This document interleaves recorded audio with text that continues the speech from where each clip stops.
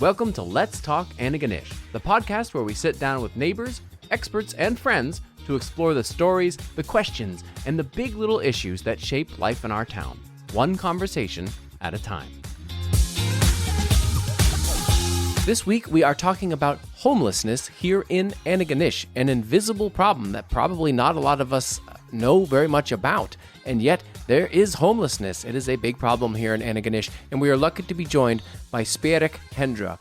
She helps run A Roof Over Your Head, an organization that is here to provide services for people experiencing homelessness. So, let's go.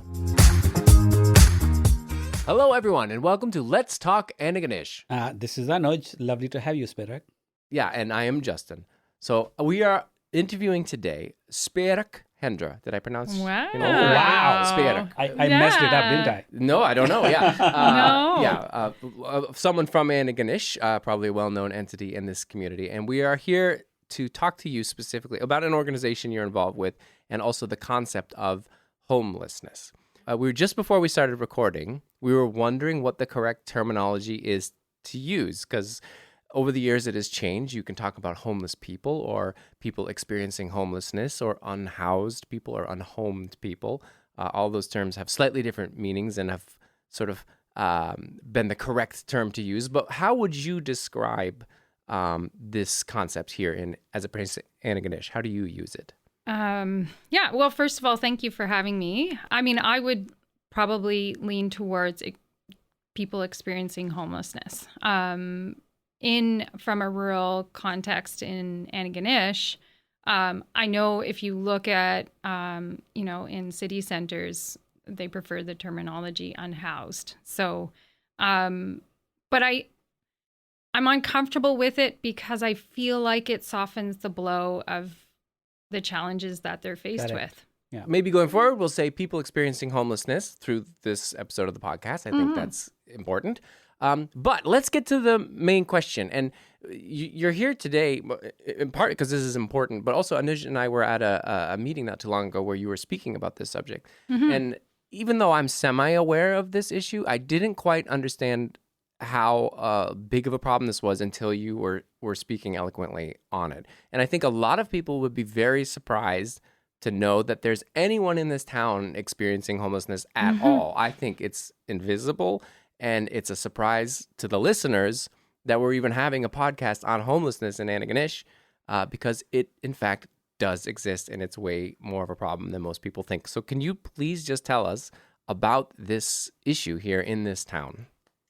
Yeah, well, I think you hit the nail on the head when you said it's invisible here. And that's probably one of our biggest challenges is that it's not front and center. But there is most certainly folks who are unhoused, experiencing homelessness. They are, the majority of them, I would say, are couch surfing. Couch surfing. So again, you're hopping from friend to family member to coworkers, homes, anything, and it's a very precarious situation. So couch surfing is the main one. We also have people living in tents. In travel trailers. They're living in their cars, and they have for years trying to find housing. So homelessness is very real in Antigonish. Those living rough, I think there might be a smaller majority, but it does exist. But it's hidden because they're tucked away in the woods. We live in a rural community, so it's pretty easy to hide. So when you think of homelessness traditionally, you think of people sleeping rough, people on the streets, or maybe if you've been to a big city, people, sleeping in doorways on cardboard boxes. But that's only one small version of it. So can you give us some numbers for those different sort of categories of people experiencing homelessness, people who are couch surfing versus people in tents or in their cars or actually sleeping rough? So folks couch surfing, we're looking at like 75 to 100 people that we know of. And those are just the folks that come and seek our supports through our office at A Roof Over Your Head. And then those living rough are from 10 to 15. And again, those are the people that have connected with us. We know there are more than that. So there's 10 to 15, this is what I think is mind-blowing for a lot of people. There are 10 to 15 people in Antigonish currently sleeping essentially outdoors or whatever shelter they can find at night. Correct. That is a huge unexpected number and invisible. The question is, where are they? Where are people sleeping? Under bridges, in the woods, tucked away and hidden. There's folks in behind Walmart. There's folks they were in the past. People were in behind the mall. There's places that they're tucked away. So what would you say, and it's probably a complicated topic, but what is the main driver of homelessness? To kind of oversimplify, I think economics is huge. I think the cost of living is through the roof now. Right. People are not earning enough to kind of meet those needs, our basic needs. It's hard to meet. I mean, cost of rent, food, Heat. everything, heat. It's all just way too high for people. We used to be able to, live off one income. Now we need two. Now we probably need three. Most families are struggling to make ends meet with two pretty standard, what should be middle class. So I'm trying to imagine a scenario where you go from a person renting an apartment to potentially sleeping outside. So does this sound correct? So you have, maybe you have lost your job. You can no longer afford rent. Therefore, you are out of your house. So most people would be like staying with friends, staying with family. But I assume you could reach a scenario where your friends eventually kick you out because they're sick of you on the couch. So then where do you go? You might end up in your car. And then if things get dire enough, you might end up outside in a tent. So I don't know if that's a sort of a pipeline that sounds correct to you for people. In a lot of cases, yeah, okay. Absolutely. Yeah. So then where is the responsibility of either the government or organizations like yours to go in somewhere along that pipeline to help? And the community as a whole. And the community as a whole, yeah. So where do you go if you're in that pipeline and you're suddenly couch surfing? Where do you go? Who do you talk to? How do you get help? So that would be coming to a roof over your head. Depending on the demographic, like depending on the age, and just to speak to, like, we support folks who are youth all the way to seniors. So I would say the majority of our clients fall within the sort of middle age range.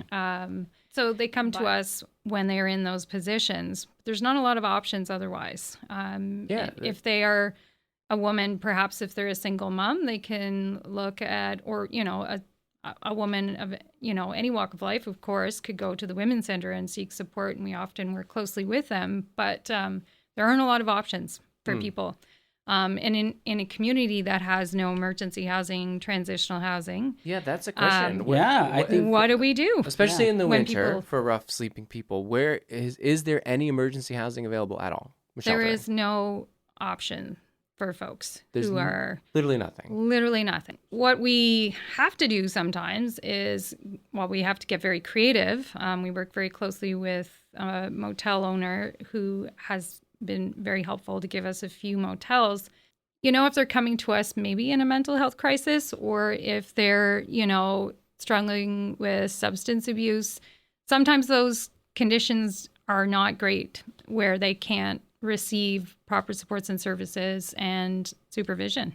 So it's not ideal for everyone, right? It doesn't meet everyone's needs. So I want to get back to, we're going to get back to a roof over your head and exactly more what you do. But I just want to imagine a scenario first where you didn't exist in this town. Your organization didn't exist. And you have someone going through a mental health crisis or something, or they're, economic crisis. They've just been booted out of separate family. Where is an individual who suddenly finds themselves without a place to sleep? Where do they actually go? Who do they talk to? If you weren't here, where would they go? If we weren't here, nowhere.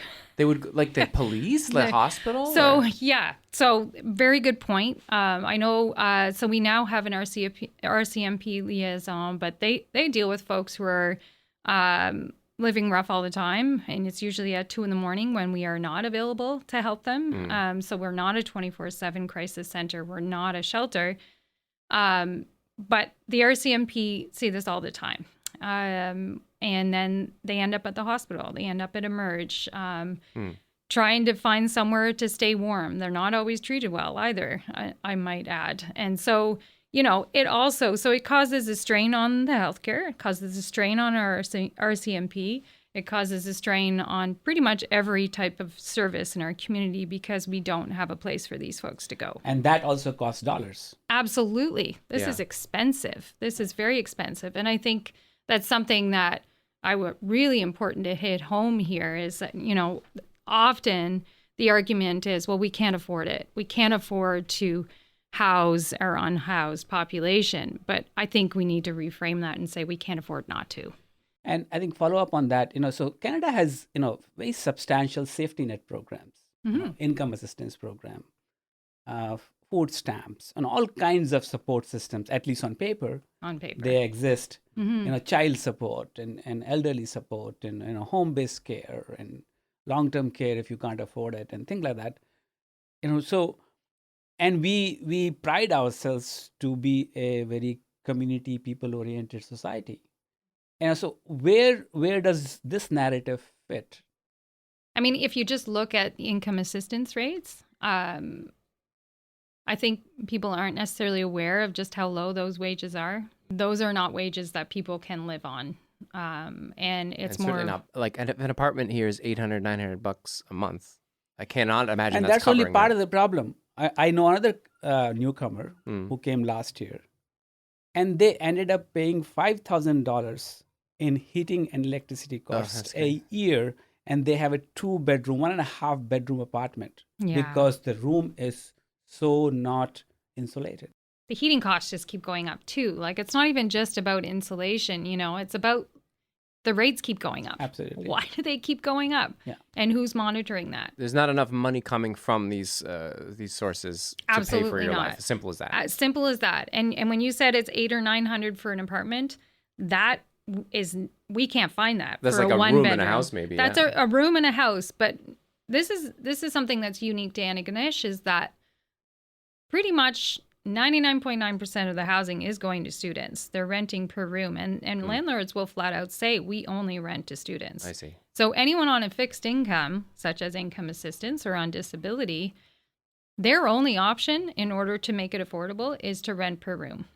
And so then what? Then they have nowhere. Then they have nowhere. They're not a student. So, typically, if you want to get a 1-bedroom to a 2-bedroom, we're talking $1,200 to $1,400. Okay. Most people on income assistance, it's $975.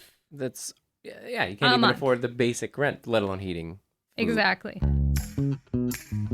Antigonish Farmers Mutual is not just an insurance provider, they're your neighbors. As a mutual insurance company, they're owned by policyholders, not shareholders. That means they always put their clients first. From protecting homes, cars, fishing vessels, or even farms, they're there when needed most, with personalized service, fair rates, and peace of mind that can be counted on. Antigonish Farmers Mutual, insurance built on trust, backed by community.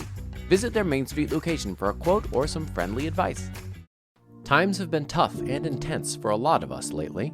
If you or a loved one is struggling with feelings of isolation, being overwhelmed, or are looking for support during a difficult transition in your life, consider professional therapeutic services.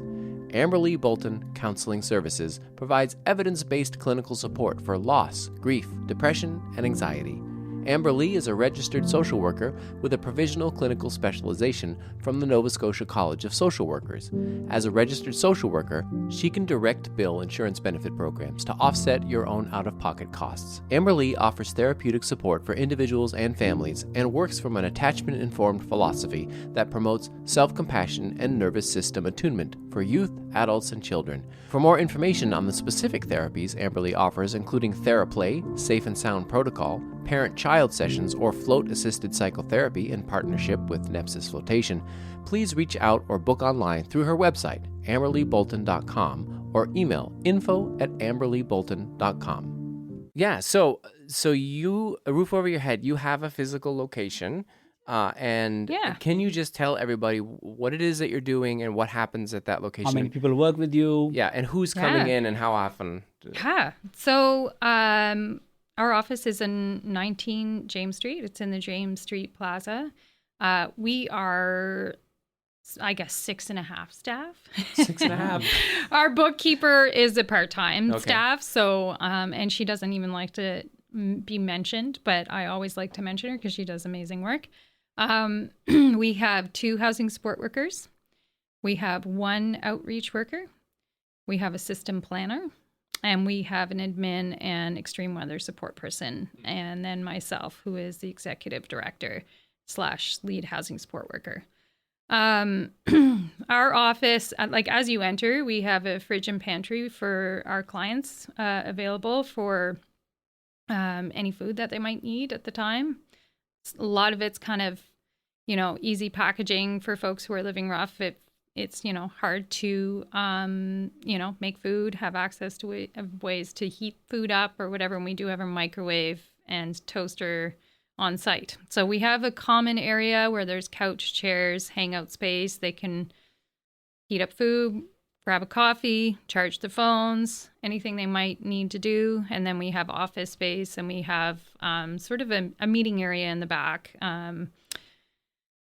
for any, if we're collaborating with other organizations, there's kind of a meeting space. On an average day from Monday to Friday or even weekends, if one goes there, how many people you might see them there? In the run of a day? Yeah.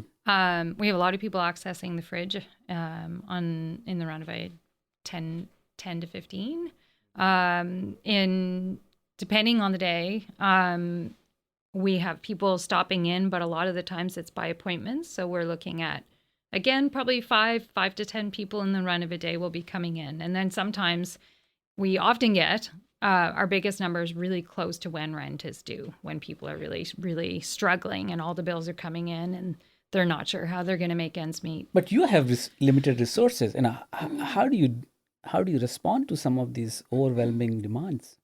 Well, and that's the ongoing challenge, is that the needs are far greater than we can support. We have to pick and choose, and it gets really hard to decide, are we going to support this single mom who is struggling? Do I pay my bills or do I feed my family? Because she can't do both. And then there's also folks who don't have a phone. How do we help them get a phone? Who we buy tents for people. We kind of buy sleeping bags. We kind of buy supplies as needed. Again, when you're on a tight budget, you have to be pretty careful about who and when. So you're functioning almost like social workers or social service people. I imagine people come in and they need a place to stay, they need food, they need a phone, they might need help with a mental health crisis. Like, you're like the frontline worker in a sense. That's exactly it. So I'm doing less of that now as in my leadership role, but I started as a housing support worker, and yes, they are frontline. They're working with folks directly for sure. So we can help them with rent support on the occasional time if not certainly every month, but every 6 to 12 months. We help with tenancy board hearings if they're having challenges with their landlords. We help with advocacy. We help with, learning the tenancy rights, all of the, it's a broad spectrum of what we support, but a lot of it is very much around social work. There is, elitist view, at least among some, that people are poor because they don't work hard. People are lazy. People, they, if only they could just do more or be smarter or study or, all that stuff. And a lot of programs are designed from that point of view as well. I'm not wanting you to kind of get into, political, philosophical debate about it. But how do you, as a frontline institution, deal with such perceptions of the community or society? Do they exist? Yeah. I mean, one of the hardest things that we work with is stigma. I mean, there is a ton of stigma with the folks that we serve and the work that we do. A lot of people feel it might be enabling. And yeah, there is this, and I will flat out say it's a misconception that people are not working hard enough. We deal with people who may have experienced a tremendous amount of trauma in their lives and are struggling. But that's not everyone also. We are now in a world where it doesn't seem to matter how hard people work. People are struggling. You can work a full-time job and not be able to afford a place to live.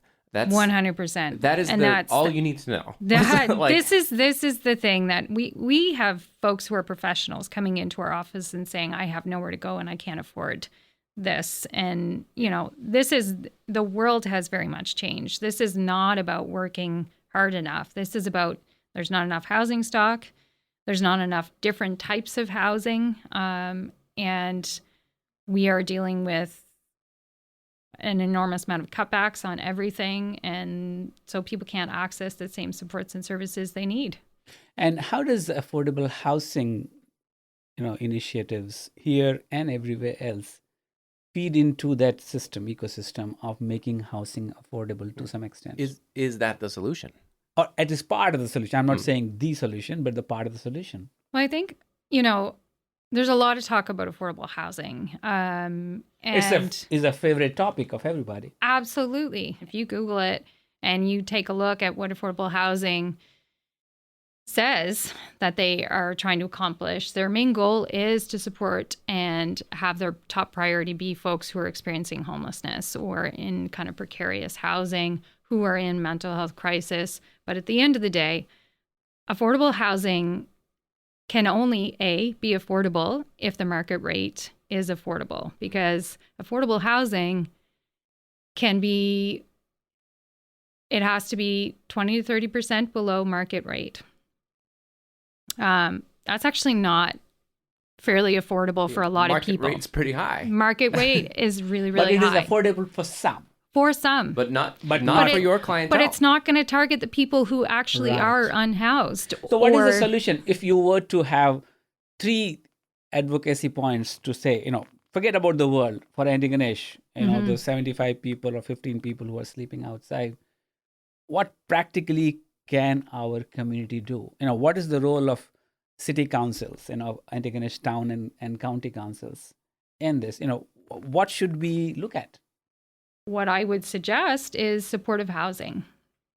We have no housing first model in Antigonish available to people. So basically, if you are in active addiction or in a mental health crisis, housing is not available to you. So they will remain unhoused and chronically homeless until we have options for them. So is that like an emergency shelter or a long-term shelter? Or transition shelter? So emergency housing and transitional housing has turned into almost a naughty word. People don't want to talk about it. Interesting. It's uncomfortable for people. It's the idea is that it's enabling people are going to congregate and create bigger problems. You're going to draw people in from other communities. It's going to be really problematic. But really, what it means is supportive housing, which is a place who are in crisis, but also could be in transition of any kind in their lives, need somewhere to go in an emergency situation, but receive wraparound supports and services. So have mental health support on site, addiction support, have any kind of, maybe medical care that they can't receive. Any of the things, having it there on hand for them to kind of stabilize, find their footing. And then you can look at programming as well and those sorts of things. But, if we look at housing strictly from an economic standpoint, if that's how we're going to keep gearing ourselves and we're going to let the market decide, we're still going to have people unhoused. Yeah. It's just, there's no way around it. We can't just say we're going to flood the market with housing and the market's going to fix itself. Because it'll still be unaffordable. It will still be unaffordable, and it's still not going to target the people who remain unhoused. So we, I think, as community members, need to decide what kind of community we want to be, who we want to support, and realize that we are only as strong as our weakest link in our community. And I think we need to lift everyone up. And there's no one silver bullet. You need a whole ecosystem of response. And I think that's, you just really nailed it. It's not, we can't just focus all of our energy on, say, affordable housing or all of our energy on market housing, because the goal should never be just one type of housing. We need it for a healthy community. we need all of those systems in place. I couldn't agree more. This is what global experience suggests, wherever I have seen this. And I think you're right. How do we create that awareness among our community that we are here, we have to respond together. Yeah, and so the missing piece of the puzzle seems to be that this town does not have transitional housing or supportive housing. We were missing emergency. We have an enormous gap. Yeah. And so what kind of units do you want to create? 10 transitional or supportive houses, or 20 units, 50 units. A single shelter. Multiple shelters within, help us imagine that. My vision would be to create small units of supportive housing. I mean, we do have a project in mind, which could mean converting a space from a business to small units, 10 to 12 units there, and then have some more so that would be more of supportive housing where they could be there for as long as they need to kind of stabilize and prepare for what other plans they may have for their future down the line, and that should be very client centered, where it's like they're coming up with what their plan is, not us. But and then have emergency housing of some kind in the back, in the back space where there's land available. So I think it's important to have stages, to have phases for people. And that emergency housing to me can look like tiny homes, modular homes, something that's efficient and quick that could go up. But all of those systems would have community gathering spaces for people. Yeah, and places for support services. Places for supports and services. I mean, a lot of these folks who live in rural areas can't afford to even get gas to come in and get the support they need from us. So having the supports and services there available to them on site is cost effective. It's it's just it's compassionate care. Here is another thought. I'm kind of reflecting our wonderful members of large family or CACL family often would be considered as not part of the normal community. They would be ostracized or seen as not normal, whatever that means. And yet our society and community has embraced them so dearly. In some ways, an argument needs to be made around people facing homelessness, around the same idea that, you don't have to, create an identity out of homelessness. It's people Absolutely. like you and me. Yeah. And it has to a mind shift completely, as opposed to a problem that we are trying to solve. Am I making sense? Remove the stigma. Absolutely. This is all about stigma. This is about, we have decided who deserves our compassion and care and who doesn't. And I think that's really heartbreaking. And I think it's a reflection of capitalism. I think it's a reflection of who has been productive, therefore deserving, and who hasn't been. And again, I want to hit home that we have many folks who are experiencing homelessness who are in fact very productive. And if I can get on my soapbox for a second, please do. The 2 points are like. Sorry, I got too deep. No, that's good. But I like that. Deep is good. You can be full-time employed and not have the ability to afford a house, number one. But number two, being economically productive is not the thing that generates or triggers dignity and moral consideration and human rights. You are absolutely right. So every single person in this town deserves a roof over your head, as you say. So absolutely. And the thing that I think we need to also think about is that will in turn improve our community. This is not something that doesn't make economic sense in the long run either, right? Like, we, of course, need to value our community as each individual as human and that they deserve all of our basic needs met. But that will make a stronger community in itself too, and will stimulate the economy. So as we're wrapping up here, is there something that we haven't talked about that you'd like to mention, or maybe a message you would like to leave to our listeners about either your organization, A Roof Over Your Head, or homelessness in general? there is an enormous need for supportive housing, transitional housing, and emergency housing in our community. And I think we need to sit with that uncomfortable reality that we are in. These folks are not going anywhere, and the numbers are growing, and they need our support. And the more they don't get their needs met, the more dysregulated these folks are going to be. So if we can get them in a location where they can get their needs met, they can, eat a regular meal. They know where they're sleeping tonight, and they are getting the support and care and compassion and kindness that they absolutely deserve. They will stabilize, and they will be more regulated and hopefully thrive in our community, which is what we want. So is there a place online people can go to learn more about your organization? So we do have a website, which we're working on. It's pretty minimal. And we also have a Facebook page. And I think our Facebook page is more interactive. Well, thank you for coming in. It's a lot of information I think is going to be new to most people, but absolutely vital and important. Yeah, and thank you for doing a deep dive on it with us. Yeah. Thank you so much. Much Really appreciate it. Yeah, thanks, and best of luck. Thank you. Thanks for listening to Let's Talk Antigonish. Don't hesitate to subscribe. Just go to letstalkantigonish.ca and click. Voila! You'll receive new episodes right in your email inbox. We would like you to consider making a small or large contribution to get Antigonish talking. This podcast is a labor of love, and we know you like it, don't you? Please consider making a contribution, small or large, maybe a monthly subscription, or a thank you for doing this step. We are hoping to buy some recording equipment to make it possible to record our interviews with a more professional setup, and pay for our audio editing software and web hosting and all that, and make it truly community-driven idea.